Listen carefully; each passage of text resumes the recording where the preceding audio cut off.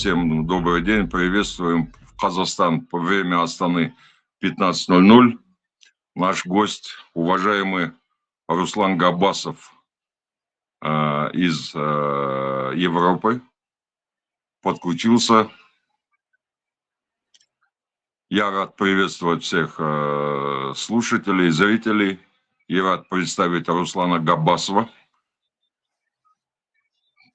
политического деятеля Башкортостана, который, к сожалению, сейчас признан иноагентом и вынужден проживать вне своей страны. Но это временное, я думаю, ничего страшного. Лишение, изгнание настолько закаляет. Я лично с оптимизмом смотрю в будущее, посему и Руслану вот авансом сразу желаю в этом самом будущем успехов. Руслан, приветствую вас. Спасибо, что подключились. Эфир у нас начался. Чтобы не утомлять зрителей там, хождениями вокруг да около, я вас представил. Может, вы сами о себе пару слов как-то вот... Или давайте я вам задам вопрос, чтобы вам было легче. Сначала вот вы до того, как сошли с ума и ударились в политику, чем занимались и как вы пришли к этому? Вот, какой был повод? Это был какой-то конкретный день или какая-то дата, какое-то событие, что сподвигло вас все бросить и с головой уйти в политику, в то, что вы сейчас делаете? В первую очередь хочу поздороваться с вашими зрителями, с вами. Салам алейкум, уважаемый Маргулан. Спасибо за приглашение, спасибо за то, что нашли время со мной поговорить. Вообще, я очень люблю Казахстан, очень люблю братский народ казахов, поэтому мой огромный салам всем. Что касается вашего вопроса, то... Наверное, нет. Такого прям какого-то дня не было. Это я приходил постепенно к этому. Вообще, я вот как все, скажем так, не русские, наверное, Россия, да и вообще в то время, я же родился при Советском Союзе еще, все-таки я 79-го года рождения, и все нерусские того времени, которые проживали в городах, мы были все русифицированы практически. Очень редко какие семьи действительно там сохраняли, смогли передать язык, родной язык своим детям, потому что среда была русская вокруг. Я родился и рос в маленьком, небольшом городке Ишимбай под названием, ходил в русский садик, ну, русскоязычный, ходил потом в школу, соответственно, вокруг русскоязычная среда. Да, со мной родители старались, вообще, то есть они между собой старались разговаривать, то есть на башкирском я все это понимал, но не разговаривал. То есть это, как говорят же, вот, как та собака, да, которая все понимает, но не может говорить. Примерно так. К тому же родители у меня, вот я бы не сказал, что они мне прививали вот любовь ко всему башкирскому и так далее. То есть они у меня не националисты, не башкирские националисты в хорошем понимании этого слова. То есть не деятели какой-то культуры, которые вот погружены в эту среду. Нет, они обычные работяги, то есть отец шофер, водитель, а мать в детском садике работала всю жизнь. И у них тоже такая среда была вот связана, ну, русифицированная вокруг. И я говорю, вот я рос, разговаривая только на русском языке, понимая башкирский язык. А с какой-то башкирской культурой я не сталкивался, вот, чтобы там ходить в какие-то башкирские театры, там что-то. Этого не было просто нигде. Потом, когда мне стало 10 лет, мы переехали в русское село. И там вообще, то есть погружение практически полностью было тоже вокруг. Ну, были, конечно же, это я бы не сказал, что оно чисто русское. В большинстве своем 90%, 80% возможно русские, а остальные, там и татары, и башкиры, как бы, и чуваши, разные народы жили. Но все равно тоже русская школа, соответственно, русская среда. И вот я вот таким рос. Сегодня таких людей называют как люди, которые просто были оторваны в силу в силу вот этой вот вокруг среды, оторваны от своей культуры, от своих традиций и так далее. Ничего башкирского не было рядом. Потом уже, когда постепенно, но почему, что меня привело именно вот в башкирское национальное движение, что меня, скажем так, заставило, что ли, полюбить всю эту башкирскую культуру и традиции. Я любил читать. Я с детства любил много читать. Я начал читать с 6 лет, еще до школы, и очень любил историю. Еще я помню, что в школе было же 2 обязательных предмета экзамена, там всегда алгебра, русский там условно, и дополнительно можно было выбирать. Я всегда выбирал историю. Всегда выбирал историю каждый год.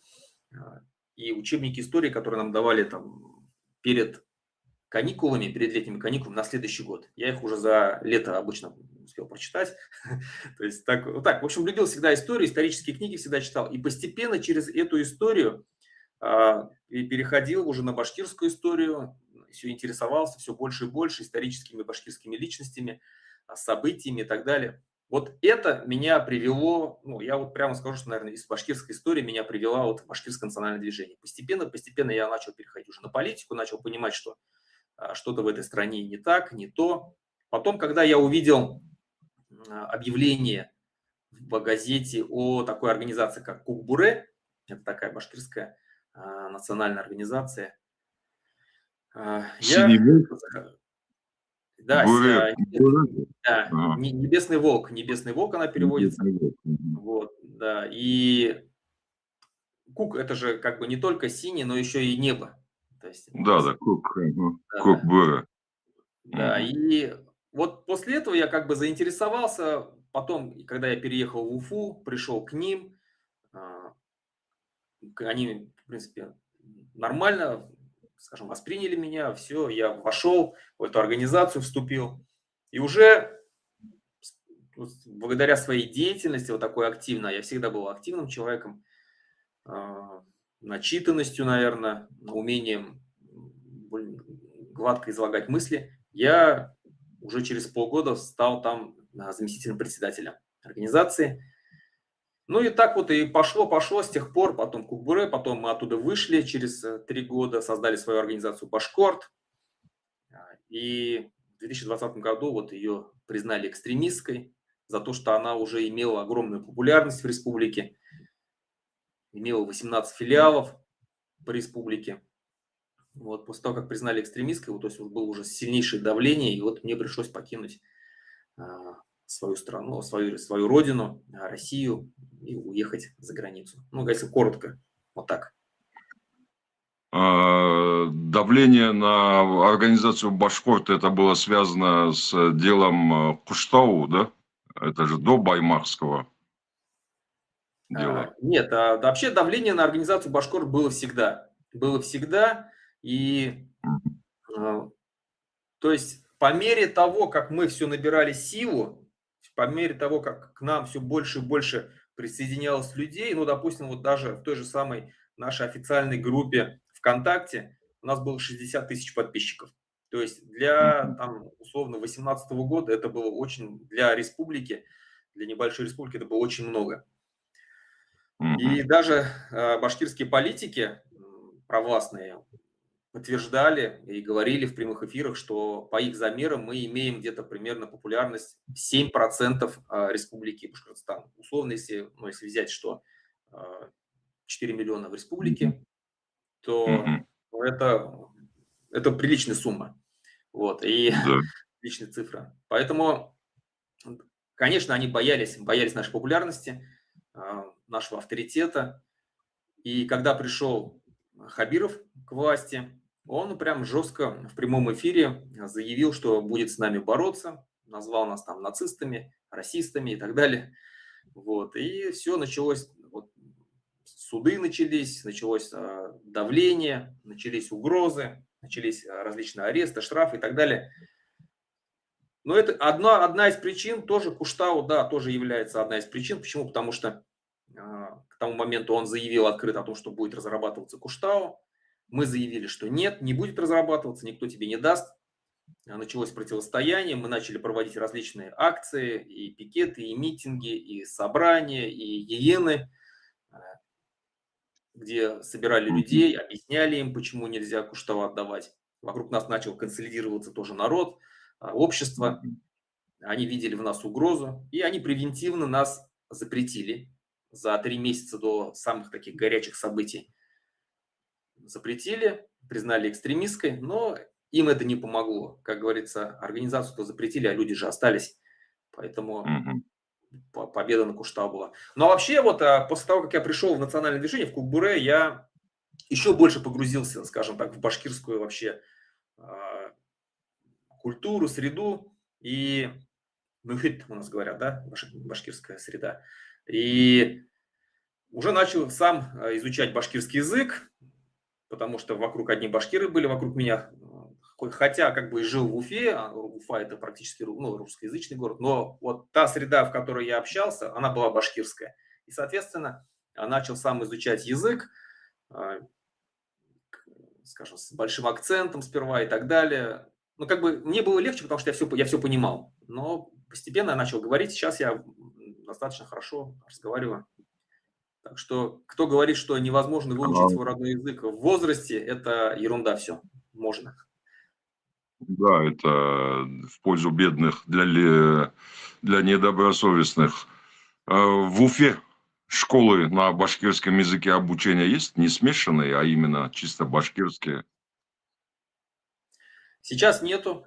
При Рахимове было несколько школ таких, гимназии, ну, где-то 2-3, наверное, и все.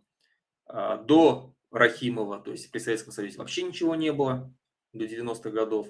Одна была Мгм. именно вот одна, была одна единственная гимназия имени Рами Гарипова, первая гимназия так называемая. Вот она еще в Мгм. советское время существовала. То есть, ну, там туда старалась Мгм. башкирская элита своих детей отправлять, одаренных туда набирали. Как правило, вот выходцы с этой гимназии это такие, ну, сегодняшняя элита Башкортостана, занимает там многие Мгм. различные ключевые посты там и в творчестве, и в политике и так далее. Мгм. Вот. Это вот единственная была гимназия. Потом при Рахимове еще открывались несколько таких школ. Ну, русский язык там тоже, конечно, присутствовал. Вот. А Мгм. сейчас вообще ничего не осталось. А удельный вес, доля башкиров в национальном составе Башкортостана какова? Сколько процентов? Я бы мог это погуглить, просто решил у вас узнать. На сегодняшний момент, по последней переписи, которая прошла в 2020-2021 году, процент башкир составляет 31%. Башкир в Республике Мгм. Башкортостан. Численность растет, медленно, но уверенно. Уверенно растет. Мгм. В Уфе тоже численность растет. И Мгм. существенно растет. Все больше и больше башкир переезжает в Уфу. Вот. Но пока, ну, как бы смотрите, вот такой момент, что многие говорят, вас там всего 30%, там, что вы там хотите? Я говорю, что ну, 30% это же нужно еще посмотреть численность. Ну, условно, вот, Мгм. да, 30% это не просто 30%, это 1,5 миллиона. Это Мгм. четвертый народ по численности в Российской Федерации, если уж на то пошло. Вот. Мгм. Поэтому нас много, и пока еще много, и это хорошо, с одной стороны, потому что у нас есть какой-то запас прочности. Условно взять вот тех калмыков, которых там в республике 60% своей республики, но их всего там 250 или 270 тысяч. Мгм. Как бы вот есть такая разница. К тому же, когда нам говорят, вот, вот русских там большинство, куда вы там, что вы там пытаетесь качать свои права, я говорю, нет, вот всегда люди ошибаются, когда говорят, что вот русских большинство. Нет, наоборот, русских всего 36%. Это не большинство. А вот башкир и Мгм. татар в общей сложности тюркского, мусульманского народа, который разговаривает практически на одном языке. Для ваших зрителей скажу, что башкиры и татары разговаривают на языке, который на 97% схожий. Нам не нужен переводчик. Мы свободно друг с другом общаемся. Мгм. Так вот, вот этой вот общности татаро-башкирской практически там около 60%, 50 с Мгм. лишним процентов. Вот нас большинство, действительно. А вот русских это не большинство, это меньшинство. Ну, в целом ситуация похожа с тем, что было у нас, у казахов. Мы были 30 с чем-то процентов в 70-х годах еще. Ну и, в принципе, на момент развала СССР мы все равно тоже были у себя не большинством, 40 с чем-то процентов. Так, Руслан, вот вы находитесь в эмиграции. Вот российская иммиграция, она существует как нечто цельное вкупе, или она разделена на представителей национальных движений и там вообще в общем каких-то демократических, либеральных отдельно, или это нечто целое, вот какие-то конгрессы, что-то вас объединяет, или вот этот вопрос мне любопытен. Внутри вот политические, именно отношения к политическим эмигрантам другим, российским. И вообще, что собой представляет российская иммиграция? Это сообщество, среда или просто набор отдельных личностей, судеб? Вот такой у меня вопрос. Но это точно не какая-то единая общность. Это, скорее всего, это вот набор каких-то отдельных организаций, которые там идеологически вокруг себя собирают своих людей, и отдельные личности. Все вот так. Потому что если брать ту же самую российскую либеральную оппозицию, она тоже разделена на там, форум «Свободной России», который там лидер Гарри Каспаров, там Ходорковский, вокруг него команда, там навальнисты, они сами по себе, там фонд борьбы с Free Russia Foundation, да, вот этот фонд Свободной России, они отдельно, там и еще другие множество разных вокальных, там феминистки, еще кого только нету, в общем.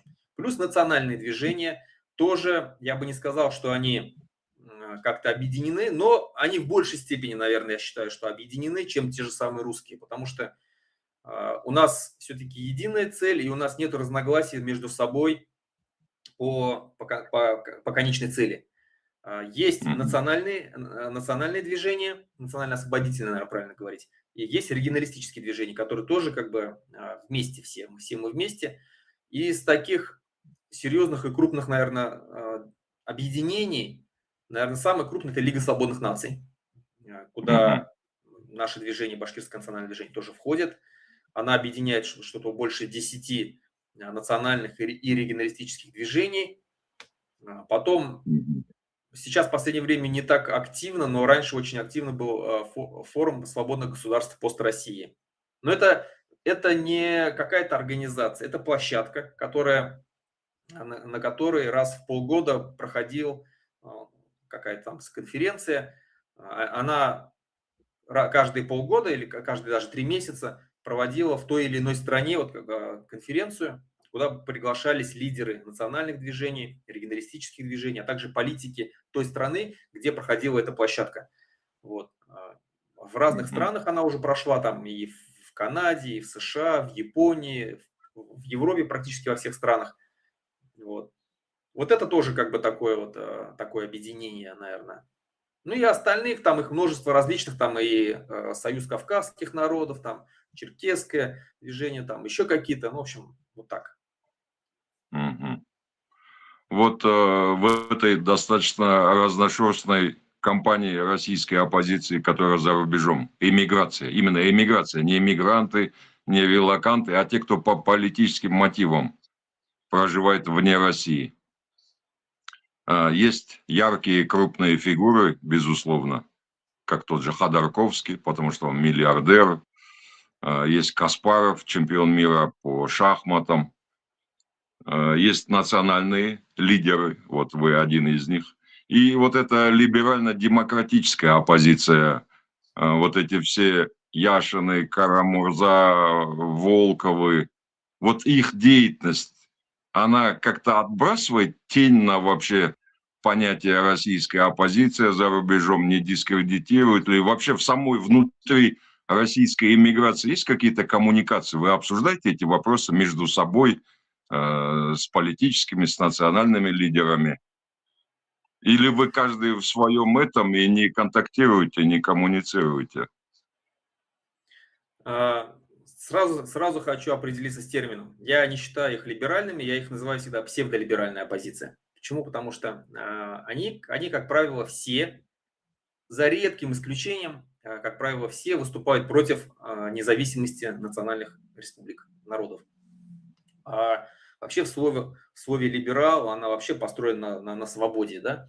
Вот, Да, и это настоящий либерал, он как бы за свободу для всех, в том числе, значит, и Мгм. для народов, покоренных, там, порабощенных и так далее, колонизированных. Поэтому это псевдолиберальная позиция. И да, они на сегодняшний момент четко выражают, вот, они, конечно, все разделены, между собой очень сильно воюют. Там все эти скандалы, они ежемесячно потрясают там всю эту политическую среду. Но они с каждым разом все дальше и дальше, на мой взгляд, отрываются от своего народа. Вот они, когда переехали, они еще как-то первое время влияли, особенно с момента начала войны, влияли там на российский народ, общались с ним через свои раскрученные уже каналы, там, миллионными подписчиками и так далее. Но постепенно я вижу, что они вот, у них сейчас идет все больше борьба за какие-то гранты, за места в ПАСЕ и так далее, которая на самом деле для российского народа вообще никак не влияет и ничего не имеет. А, Мгм. никакой пользы нету для них. Они, как правило, не работают со своим народом. И правильно многие аналитики говорят о том, политики грамотные, которые говорят, что вот эти сегодняшние политики, эти сегодняшние объединения, они а, никогда не придут к власти. Никогда не придут к власти, потому что у них нету там базы своей. Да, была база там у навальнистов, которые ее растеряли, и после смерти Навального очень сильно потеряли потом, когда начались на них репрессии. А сегодня они своими скандалами, ну тупыми скандалами, я вот так и скажу, что они просто растеряли весь свой авторитет. Вот. Мы с ними Мгм. не контактируем никак, потому что мы пытались с самого начала вообще нашей всей иммиграции, а основная иммиграция пошла вот именно после начала войны. Я замечу, что я выехал из России до войны, за полгода практически до войны выехал. А основная часть, она уехала после начала войны. Вот, и да, мы пытались как-то с ними контактировать. Мы приходили на их форумы, на тот же самый форум «Свободной России», там Гарри Каспаров. Я приходил, несколько раз задавал вопросы. Меня приглашали в качестве спикера. Но я видел, что им эта тема не интересна. Они ее стараются обходить, они ее стараются замалчивать. Тема имеется в виду свободы народов.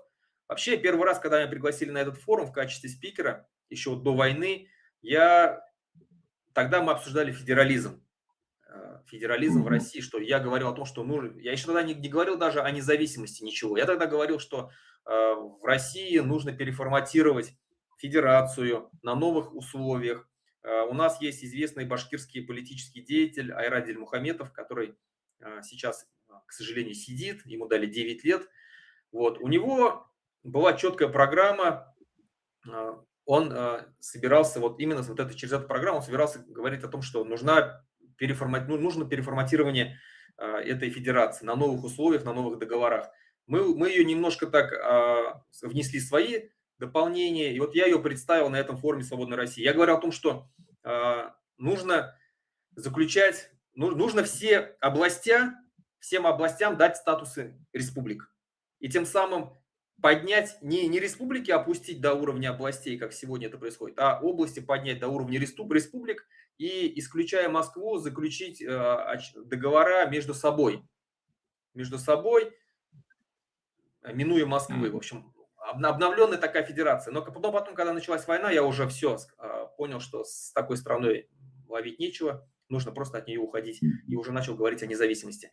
Так вот, мы им несколько раз об этом говорили, они от нас, как черт от ладана, скажем так, бегали, игнорировали.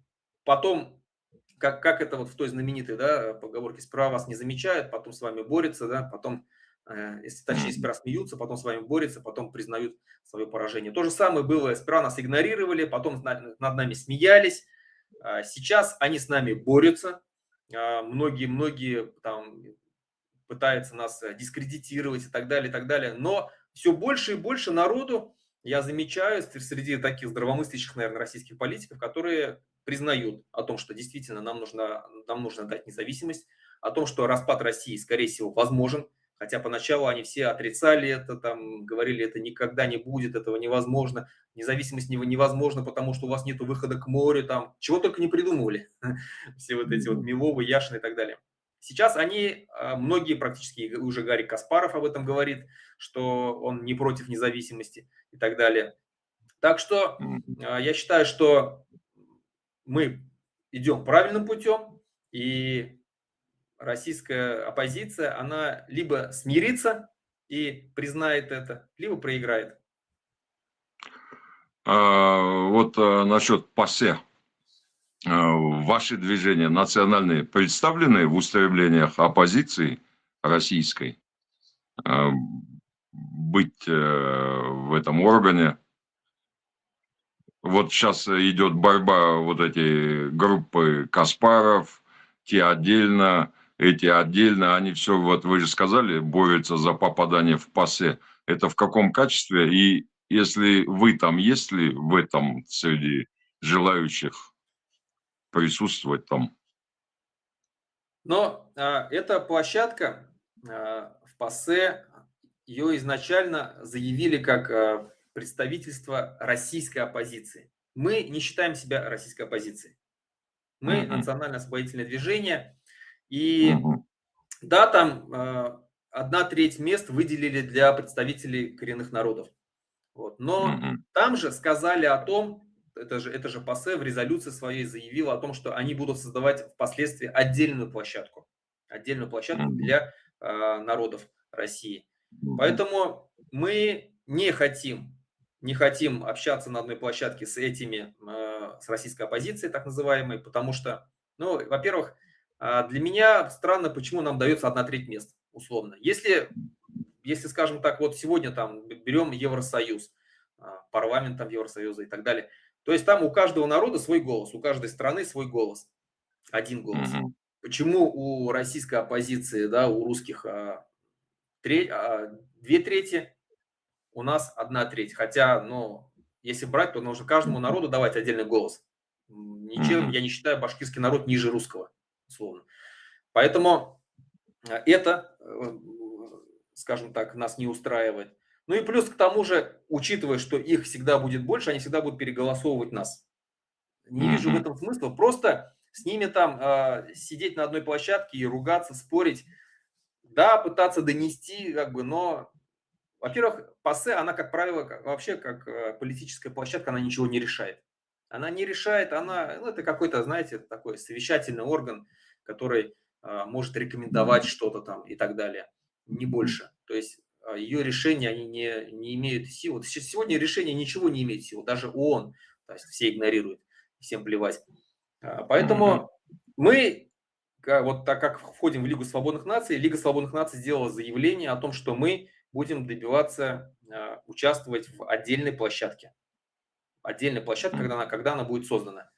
Потому что и тут дали и регионалистическим движениям, и национальным движениям вот эти вот 1/3 мест. То есть, учитывая, что всего будет 12 человек, 4 человека – это представители коренных народов. Все мы не вмещаемся в эти 4 человека. Ну, это нереально. Да, там вот давно уже, вот, скажем, этой темой занимается Джамбулат Сулейманов, такой чеченский оппозиционный деятель. Он давно пробивал эту площадку. Вот пусть он будет там Екатерина Марголис пусть будет, которая, ну, активно всегда защищает нас. Вот такие какие-то вот представители. Мы будем ждать, когда создастся своя отдельная площадка, и будем уже там представлены всеми народами. Ясно. Теперь я понял. А то вот думал, за что они там борются, ну, глядя вот скандалы вот этой Вороньей Слободки, российской оппозиции, вот этих всех либералов. Думаю, зачем им это сдалось, вот это присутствие в ПАСЕ, что они ломают копья друг об друга. Теперь ясно. Дальше вопрос несколько отвлеченный. Ну, как отвлеченный? Имеет, наверное, прямое отношение ко всему, что происходит, в том числе и к вопросу Башкортостана и нас. Дональд Трамп. Вот вы к нему как относитесь, к его политике, всем вот этим его действиям, связанным с Мадуро, с арестами танкеров, с Гренландией, Ираном, вот, интересом к Карабаху, Армения, Азербайджан, вот этот трип, интеграция, налаживание связей с нами, вообще вкупе могли бы оценить как-то политику Трампа, дать, повторяюсь, дать оценку вот с ваших уст, вашими глазами? Когда Трамп вот-вот должен был вступить в свою вторую уже, да, должность президента США, как раз тогда мы часто обсуждали вообще его фигуру и среди своих вот знакомых, друзей, единомышленников. И я всегда говорил так, что вот на данный момент, да, Байден помогает Украине, но он это делает так нерешительно, так медленно и так порционно, что, ну, можно сказать, что не помогает. То есть вот он как тому самому больному, который вот лишь бы не умер, дает ежедневно там по ложечке там лекарства и все. То есть он не давал там реальную какую-то помощи серьезной, вот так, чтобы раз и навсегда сразу победить. Там, постоянно там то это дам, то это не дам. Здесь как бы это можно, это нельзя. Ограничивал во всем Украину. Всегда я говорил, что вот Трамп, он явно настроен антиукраински. Он настроен пропутински. Но он до такой степени неадекватный, он до такой степени сумасбродный, он до такой степени его действия непредсказуемы, что вот он действительно сможет изменить многое. Да, возможно, сперва будет хуже, намного хуже Украине, но в итоге, благодаря его вот этим вот сумасбродным действиям, все может измениться так, что Украина, наоборот, как бы, скажем, будет выстоит, и вообще нам всем будет легче. И действительно, это так происходит. То есть все его вот эти заявления, то есть то Путин хороший, то Зеленский хороший, то Путин плохой, то Зеленский плохой и так далее. То Путин бумажный тигр, то вот у него есть карты, там, что только не было. То есть мы все это видели постепенно. Но факт в том, что помощь идет, санкции на Россию накладываются, и серьезные санкции намного сильнее, чем было при Байдене. Плюс к тому же, да, вот он сломал систему международных отношений вообще полностью.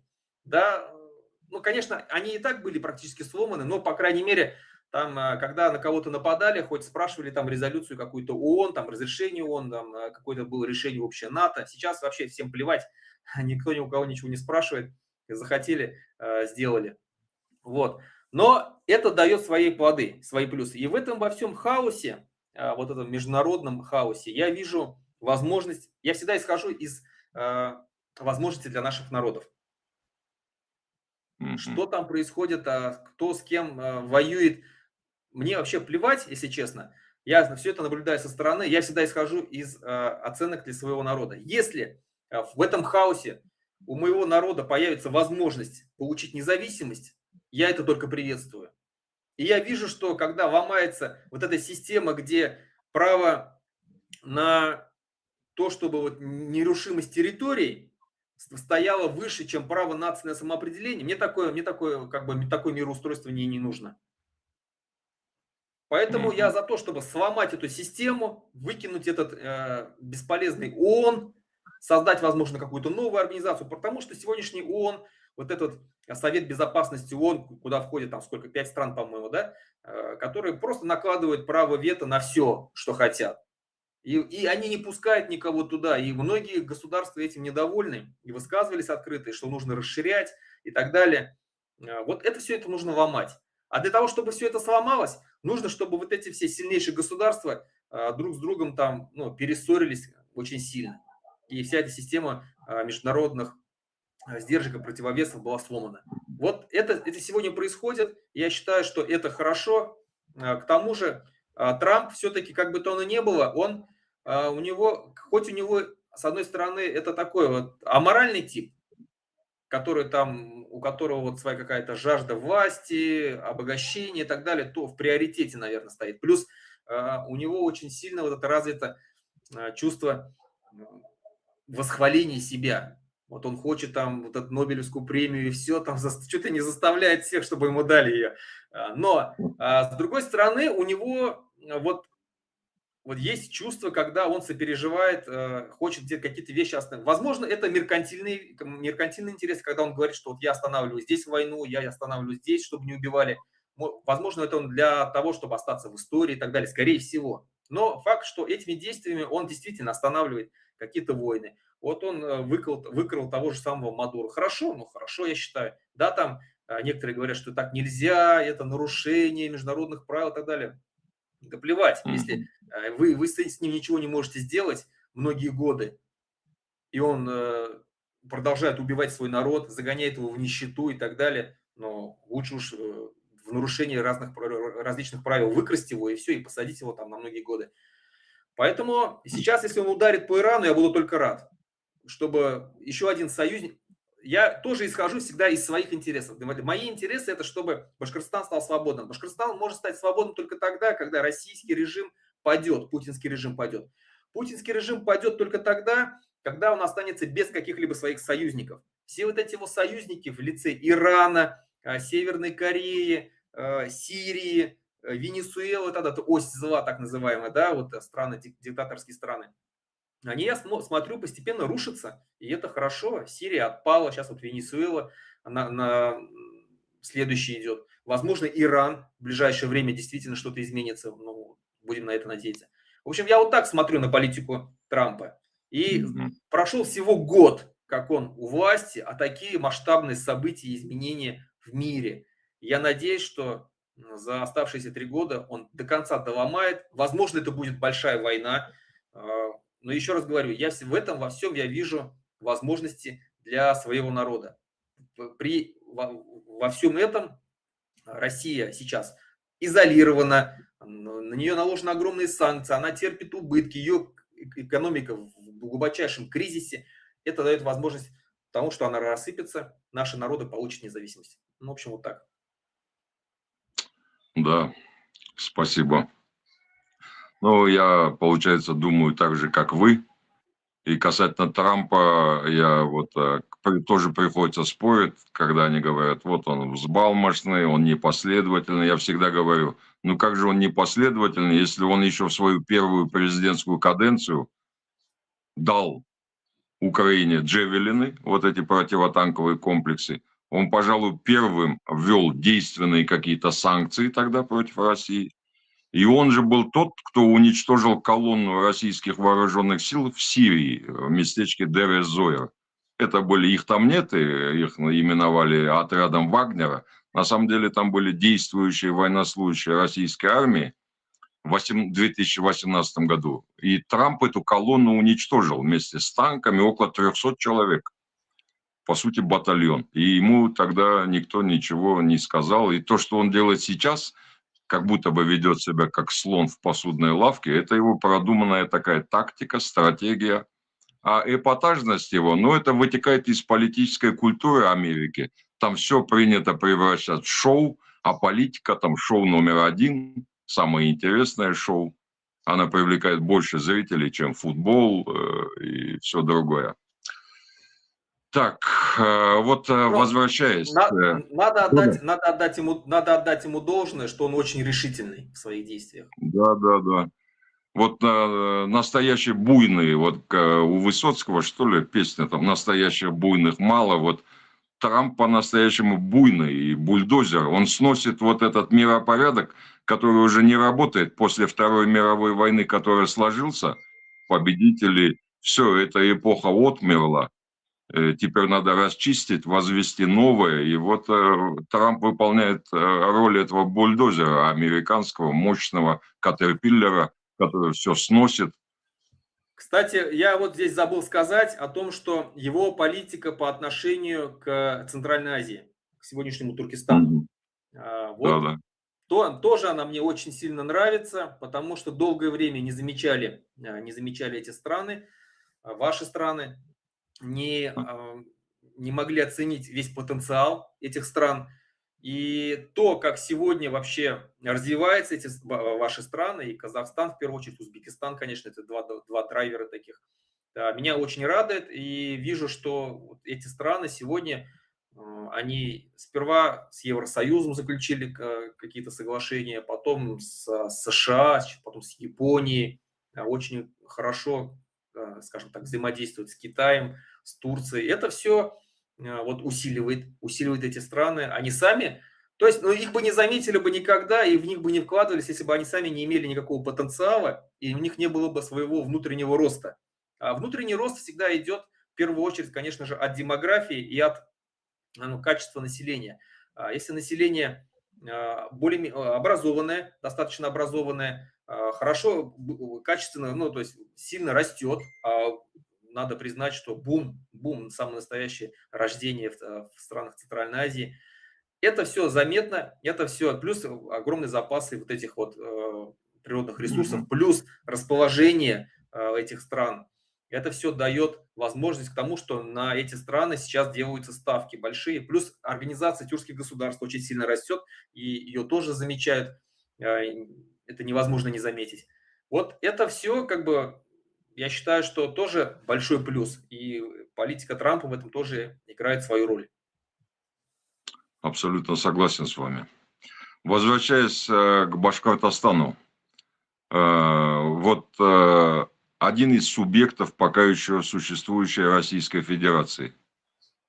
Вот насколько он отличается, не говорю от Татарстана, э, а вот от Якутии, к примеру, Бурятии, Тывы, республик Кавказских, Ингушетия, Дагестан, э, отличается вот элиты, отношение региона к ним, возможности, экономика и уровень давления Москвы на республики, он равномерно, вот на всех одинаково, платформа такая, или кто-то себя чувствует иначе, кто-то легче, кому-то хуже, есть ли такое?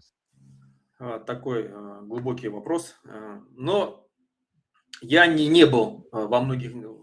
Да какой? Я был только в одном Татарстане из других национальных республик. В других республиках я Мгм. нигде не был, чтобы сказать, прям вот, ну, чтобы вживую видеть. Но я очень много общался и общаюсь с представителями других национальных движений, других национальных республик.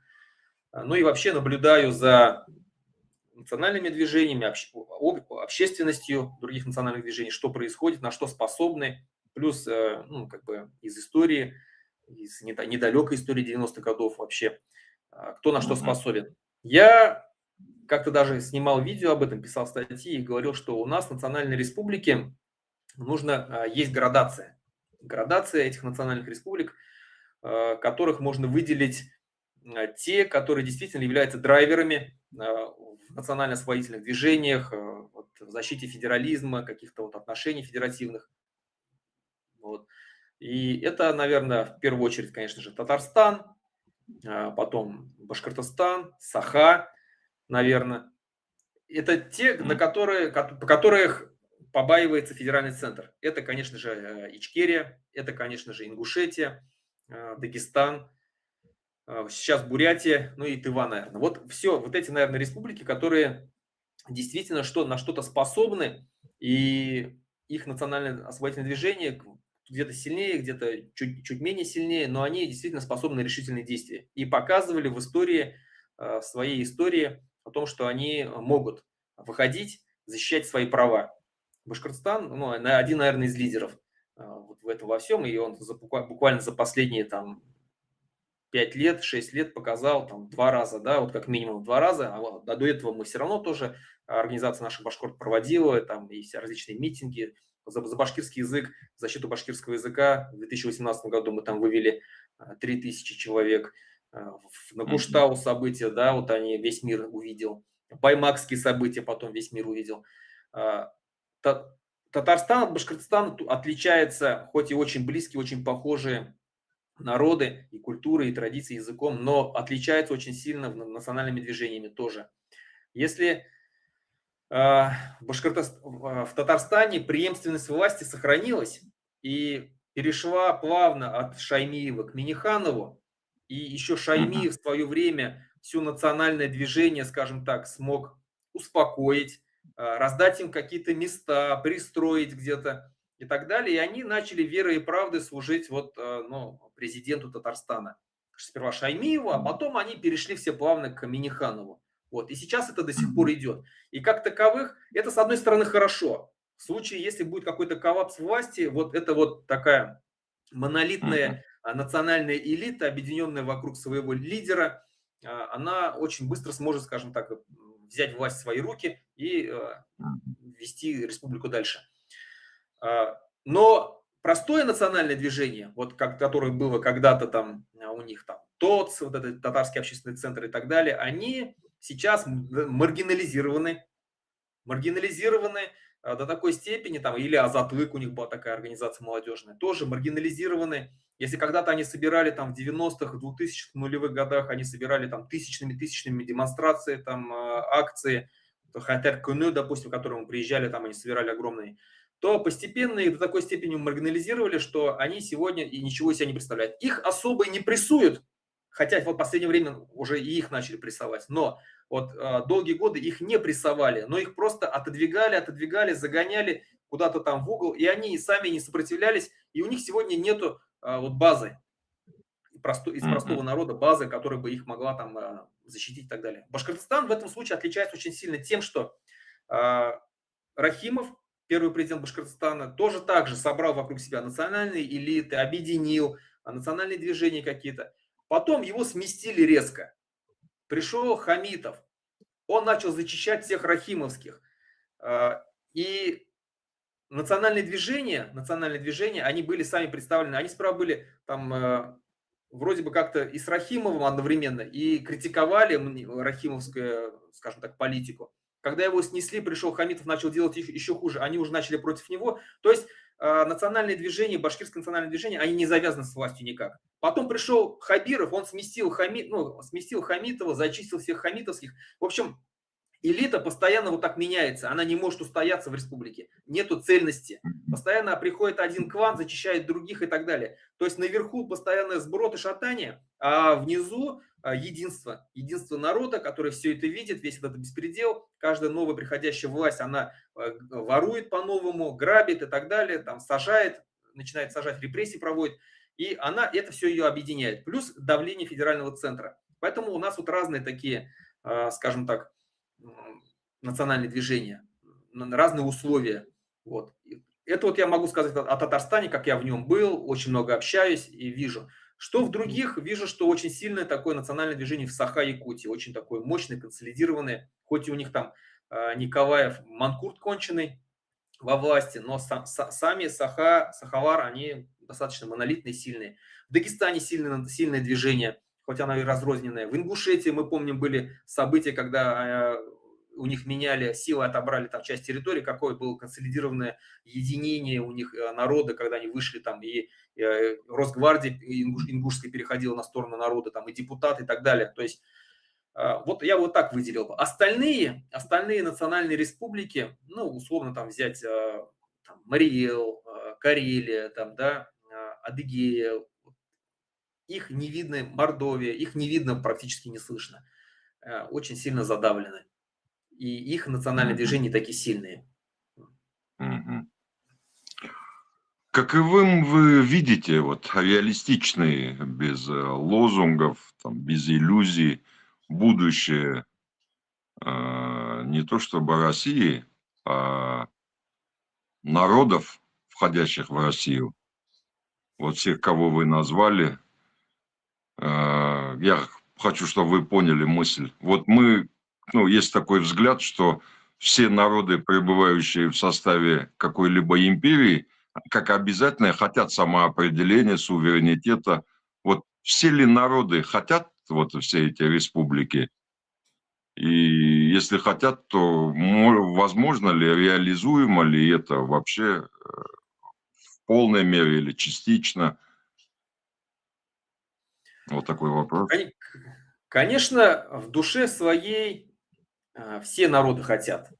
Кто-то, вот я говорю, как есть пассионарные народы, есть менее пассионарные народы.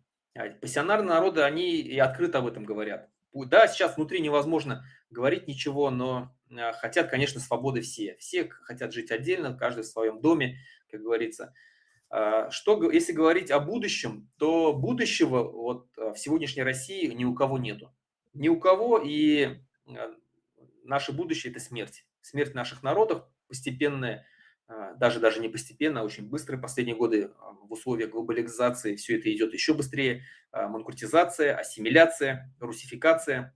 И сегодняшняя политика российских властей, она прям открыто, они не скрывают, что они хотят русифицировать нас всех. Они уже открыто нам говорят, что вы не просто башкиры, чеченцы, татары, якуты, а вы русские башкиры, русские татары. Русские это вот якобы это какая-то наднациональная это общность, вот вы все, вы остаетесь башкирами, но в то же время вы все русские, как бы, ну в таком духе, в общем. Они нам пытаются навязать вот это. Если как бы мы помним, что в Советском Союзе из нас всех хотели сделать советский народ, потом Борис Ельцин хотел всех сделать российским народом, сейчас Путин хочет всех сделать русским народом. И как бы это ни печально звучало, но у него получается. У него получается, и степень ассимиляции, степень русификации, она катастрофическая. Ну, возьмем вот татар. Их буквально между двумя переписями, во-первых, исчезло на 600 тысяч человек, меньше стало, а на миллион меньше стало носителей языка. Вот это действительно катастрофа. Другие народы, особенно финно-угорские народы, они тоже очень сильно, просто теряют в численности. Ну, марийский народ там потерял в 3 раза, там буквально за 30 лет. Из когда-то практически миллионного народа их сегодня осталось там 300 тысяч. Там удмуртов точнее, марийцев чуть побольше, удмуртов вот у них вообще катастрофа. Карелы, там их буквально было 150 тысяч в 89 году, сейчас их осталось что-то около 30 тысяч. Поэтому вот такая катастрофа, она идет очень сильно. И какие-то народы держатся еще. Наш народ тоже потерял 100 тысяч, не так много, но все равно существенно за момент, вот, по-моему, там с 2002 года мы потеряли 100 тысяч населения. Но что я вот заметил? Я заметил то, что мусульманские народы, они все-таки держатся сильнее, чем не мусульманские народы. Но вот у татар у них сложнее. У них сложнее, потому что они ближе находятся к Москве. Они находятся в самом центре. Они очень давно находятся в составе России, были именно покорены. И вот эта вот насильственная христианизация и так далее, она внедрялась туда, внедрялась. Плюс сами они внешне, ну, такие европеоидный народ, и очень много смешанных браков. Это все имеет свое место быть. Поэтому они теряют в численности сильнее. Но другие мусульманские народы держатся. Держатся, особенно кавказцы держатся. Мало того, они даже растут в численности. Ислам в этом случае действительно помогает. И очень сильно помогает, потому что это разные культуры с самого рождения. Тебе уже дается другое имя. То есть у тебя другая культура, другие традиции там, и так далее, и так далее. А вот те же самые финно-угорские народы, которые сейчас являются православными, да, то есть христианами, они с самого рождения в этой русской культурной среде, православной среде. То есть у них одни и те же имена, одни и те же там праздники там, религиозные, там, обряды и так далее. То есть у них степень ассимиляции еще сильнее. То есть здесь вот этот фактор, как бы, поэтому сегодня очень такое сильное давление на ислам идет в России. Ну, в общем, если вот так вот, то коротко, то действительно никакого будущего у нас нету в этой России. И мы все ждем, что вот Россия, как говорится, вообще вся эта империя, как бы она ни называлась, там Российская империя, Советский Союз или Российская Федерация, она постепенно, приходит ее конец, она постепенно, да, временной отрезок большой, столетие, но за это столетие она уже, у нее отпадали куски. Мы помним, там в 17 году Польша с Финляндией отошла, балтийские страны. Потом, правда, они были завоеваны. В 91 году еще 14 республик отошли. Я надеюсь, что этот процесс будет продолжаться. Но если этот режим удержится еще на, там, условно, 50 лет, пусть после Путина придет еще кто-то там, такой же вот там, то многим народам, возможно, мы еще выдержим. Возможно, мы еще выдержим, потому что у нас есть запас прочности из нашего населения. Просто нас много достаточно. Но многие народы, наверное, не переживут. Многие народы, я считаю, уже перешагнули тот рубеж, из которого они не смогут вылезти, скорее всего. ну вот те же самые карелы, допустим. Я сомневаюсь, что они в будущем будут способны на создание какой-нибудь национальной республики, где бы они доминировали, где бы их язык доминировал. Их язык, наверное, все уже не будет способен. И что говорить, если там те же самые уэльцы борются там за свой язык, шотландцы, ирландцы не могут восстановить свой язык, у которых там и независимость есть у некоторых, у многих там большие права есть какие-то там политические внутри других государств, но они не могут восстановить свои языки. Что говорить про нас?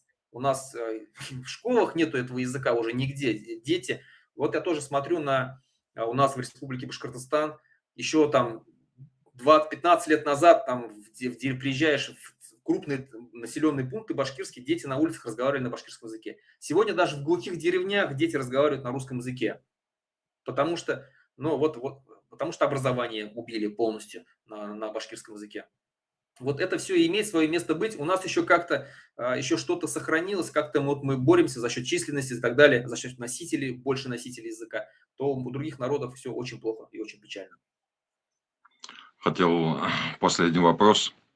Война, которая идет, и санкции, и связанные с этим экономические последствия, вы же связи с Россией все равно имеете. Вот ощущаются ли в обществах национальных республик, сподвигают ли их к принятию каких-то решений, к пониманию того, что так жить нельзя, ну вот какие-то протесты вызывает ли, или этому относятся как жители какой-нибудь Калуги, Рязани, вот к войне и к санкциям отношение национальных республик одинаково такое же, как с внутренними губерниями самой вот той исконной России, Рязань, Калуга, Тверь, Золотое кольцо, Белгород и тому подобное, Воронеж. Ну нет, я не думаю, что такое же, потому что все-таки эта война, ну понятно, что она захватническая, хищническая, там, агрессивная и так далее, несправедливая, но она идет с самого начала под лозунгами русской весны начиналась. Сейчас под лозунгом русского мира идет. И если для любого жителя там Калуги, той же самой, Орла, Белгорода, оно как-то близко, то вот мы, русские, там, да, там восстанавливаем свою справедливость, там, спасаем русский народ там, на другой территории, то для национальных республик, для народов там, ну, России это, ну, что-то далекое. Нас этим не возьмешь. Вот. Поэтому, да, к сожалению, очень много воюет сегодня на стороне России, ну, в российских вооруженных сил представителей других народов. Это все печально. Но там нету вот какой-то идеологической базы, что вот мы там великая держава, там за русский народ, там сложим голову и так далее. Нет, это все ерунда полная. Поэтому, конечно же, у нас да, деньги в основном, плюс, можно сказать, силой, принудительно, административными ресурсами забирают очень сильно людей, обманом. Я сам несколько раз ездил в Украину, общался с пленными именно с башкирами, которые попали в плен. И, ну, вот несколько примеров. Там человек-строитель, он мужичок, ему там под 50 лет, с глухой, ну, с маленького городка башкирского, Сучевов. Ему сказали, ты поедешь по своей профессии, по строительной, ты будешь восстанавливать мосты. Вот там после бомбежек, после войны, там многие мосты разрушены, там какие-то инфраструктуры, ты будешь восстанавливать. Никаких боевых действий ты не будешь участвовать. Люди малообразованные, люди неграмотные, верят всему. Они вот верят, что вот подписав вот этот контракт, там действительно их пошлют, как им обещали там в глухой башкирской глубинке какой-то военкор, там военный комиссар пообещал так, значит так и будет. Ничего подобного. Он приезжает, ему говорят, мало ли что тебе там сказали, да плевать вообще, вот мы здесь решаем. И вот тебе автомат, все, беги на штурм. Там другой там был водителем пошел, обещали, что он будет там возить вот просто продукты питания там с одной базы там на другую. Все. То же самое. Отправили в штурма. И таких, третий там попался пьяный за рулем.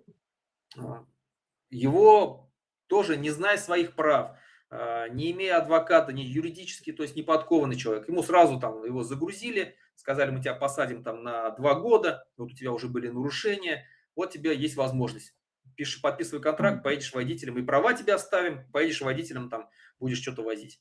Подписал, все, попал в штурма, потом в плен. То есть вот таких случаев тоже много. Обманом забирают.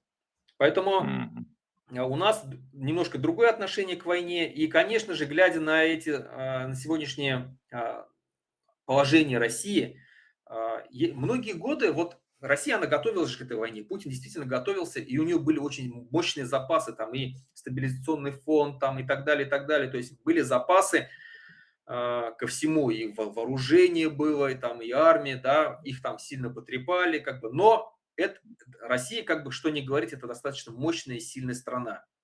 Вот потенциал у нее действительно большой. Но на первые вот 3,5 года этого потенциала очень сильно хватало. Она держалась там, все, даже в условиях больших санкций и так далее. Она там какие-то пути выхода и находила, там возила там запрещенные все эти продукцию и так далее. Держалась.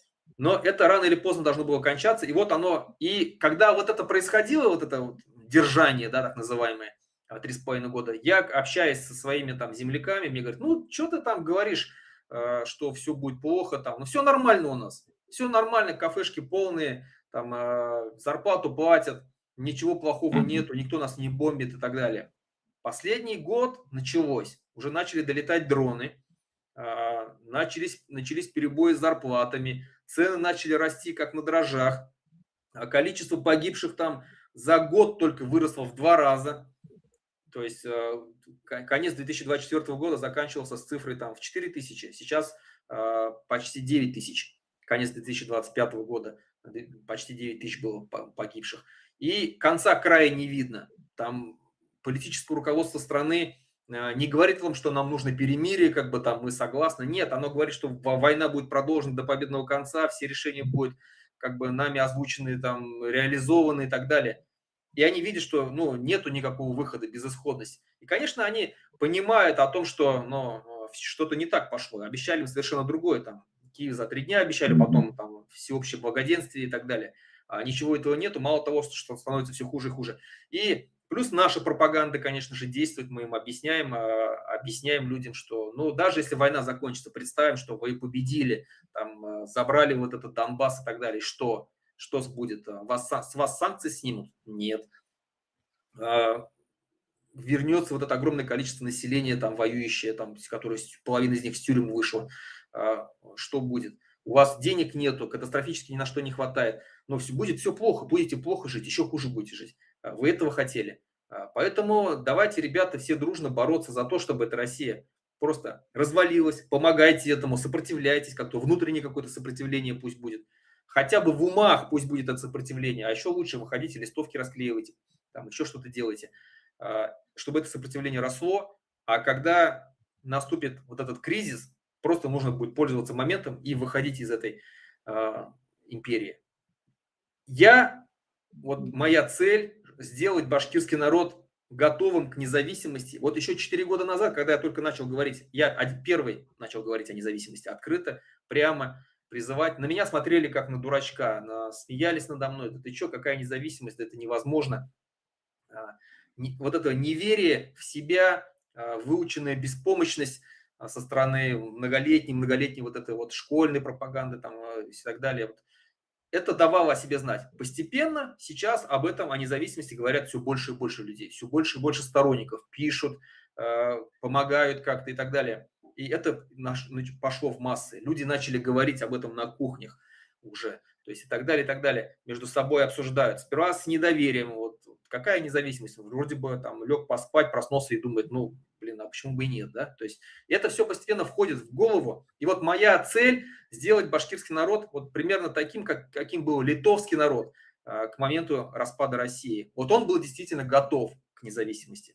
Когда у него появился шанс, они просто вышли тысячными толпы людей защищать свою независимость. Они там не давали танкам пройти, там хоть войска вели, там в сцепку вставали, там окружали свой парламент, в то время как в парламенте внутри литовские депутаты там писали законопроекты, там о независимости своей Литовской Республики. В это время их пытались штурмовать, народ там не давал, там Останкино, не Останкино, там телецентр литовский, мы помним, там, да, вот все эти события.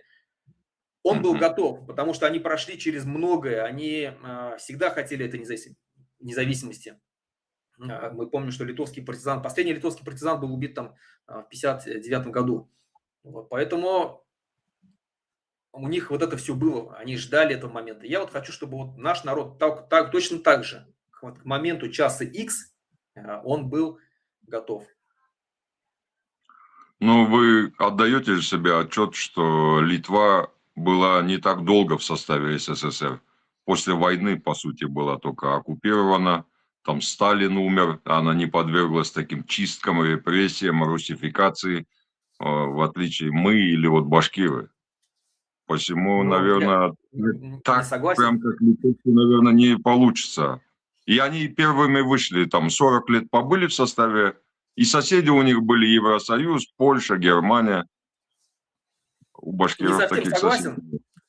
Не совсем согласен, потому что они были всего лишь 29 лет, по-моему, независимыми после того, как Российская империя распалась. В Российской империи они тоже находились больше 200 лет.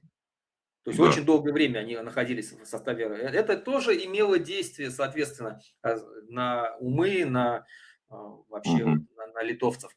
Потом, да, у них было 29 лет независимости. И, конечно, они сыграли очень значительную роль. Что говорить, если там Уральская республика у нас, вот эта вот, да, Свердловская область, Эдуард Россель создал Уральскую республику, которая просуществовала 3 месяца, но она до сих пор будоражит умы там свердловчан, которые говорят. То есть это вот та бацилла, которая была запущена в народ, и она живет. И то же самое у литовцев. Эти 29 лет независимости, они дали, конечно, о себе знать. Там целое поколение выросло, которое родилось в независимом государстве. И именно они боролись, в первую очередь, будучи литовскими лесными партизанами, лесными братьями, так называемыми. И в 1991 году, когда рухнул Советский Союз, еще были живы те, которые жили при независимом литовском государстве. То есть они тоже, соответственно, так вдохновляли во многом литовскую молодежь того времени. Да, конечно, это не сравнить, но все равно они были долгое время в составе Российской империи. Это есть. Да, у них рядом независимая Европа и так далее. Конечно, это тоже играет свою роль. Сегодня у нас тоже есть своеобразная Европа, так называемая, это Центральная Азия. Мы видим, как бывшие такие же колонии, да, при Советском Союзе, как и мы сейчас, Казахстан, Узбекистан, Кыргызстан, Азербайджан, как они выросли, потенциал какой, как у них вырос, как они выросли в численности, как у них укрепился язык, укрепляется до сих пор там и все переводится, и у них есть свои армии, их экономика растет, и мы видим, что, но почему? Мы точно так же можем. Если могут наши братья, почему мы так не можем? Мы тоже можем, соответственно, мы ничем не хуже по своему, наверное, потенциалу. И потенциал у нашей республики достаточно сильный, и природные ресурсы есть, и промышленная база очень сильная, и так далее, и так далее. И народ не такой глупый, достаточно образованный народ. Поэтому у нас все возможности есть. И если смогли страны Центральной Азии, почему мы не можем? Мы тоже сможем.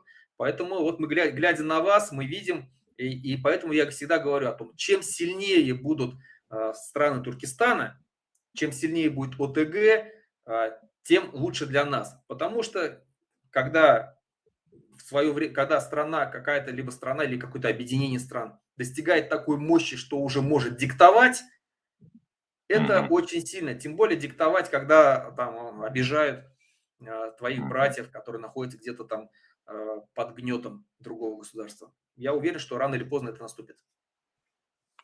Я, в свою очередь, могу сказать, что ОТГ Туран невозможен, не заблистает всеми красками, пока в его составе не окажутся все наши братья, и татары, и башкиры, и сахалары, и все другие. Каждый народ заслуживает суверенитета.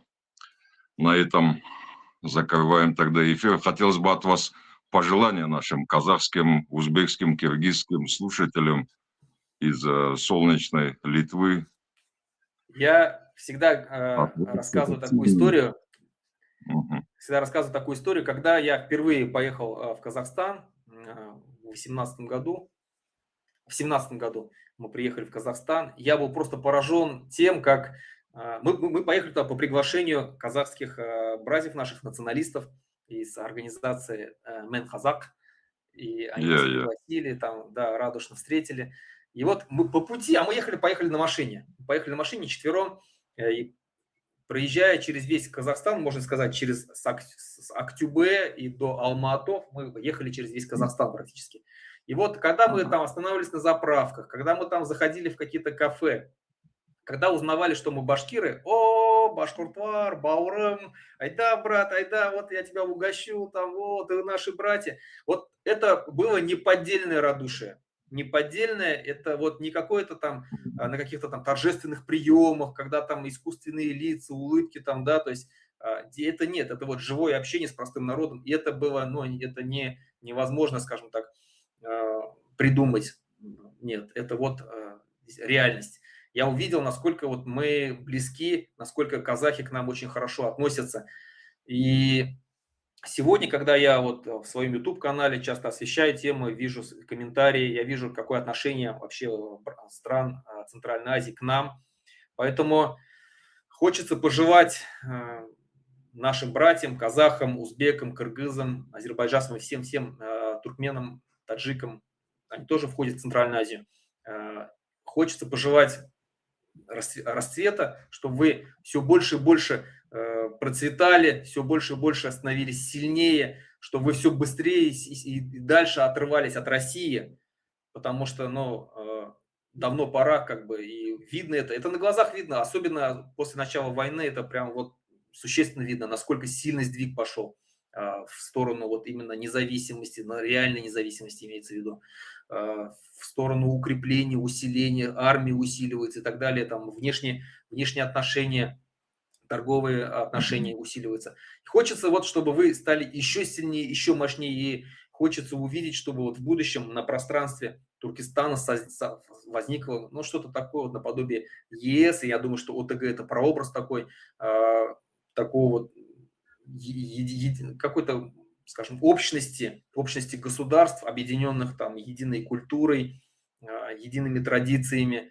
общей судьбой, и чтобы вы стали одной из сильнейших мировых вот таких центров. А сегодня мир делится на центры, действительно, там Евросоюз, Китай, это отдельный большой центр, там США и так далее. И вот хочется, чтобы таким центром был именно Туран. Туран, мы все его называем Туран, поэтому, и, конечно же, мы, глядя на вас, мы сами понимаем, что когда есть сильный старший брат, соответственно, он всегда будет помнить, что есть и младшие братья. Поэтому мы, конечно, это условно, старший, младший брат, мы всех себя считаем друг друга равными, но надо признавать, что потенциал сегодняшнего Казахстана не сравним с потенциалом сегодняшнего Башкортостана, ну и вообще на политической арене. Поэтому, конечно же, мы желаем вам, как я сказал, расцветания, силы, мудрости, ну и, конечно, чтобы народ и власть всегда были вот в единстве, чтобы не было таких вот разногласий, чтобы не было таких событий, которые произошли, как в Кантаре. Поэтому я думаю, что все будет хорошо. У меня прям вера стопроцентная, что все будет хорошо. И благодаря вам мы видим вас как один из таких ключевых факторов будущей нашей независимости. Спасибо. Пусть так будет. Аллах соған жеткізсін. Держитесь, тримайтесь, вам добиться всего. И вам, и нам совместно. И еще будете в Казахстане не раз. Иншаллах. Вот не могу говорить от всех не уполномочен, но вот от себя, своих близких, горячей вам поддержку. Руслан, спасибо за эфир. Рахмат, Алла Маргулан. блин, забыл, вот, извиняюсь. Салават Юлаеву памятнику вот это, пусть вот этим закроем. Что с ним сейчас? Вот его забирали на реставрацию, и так он пропал? Это так или это вранье? Ну, нет, его сняли якобы на реставрацию, и через 2 года обещали, что его вернут обратно. Но большие сомнения, что его вернут. Ясно. Вот чтобы Салават Юлаев вернулся на место. Все, приветствую. Рахмат.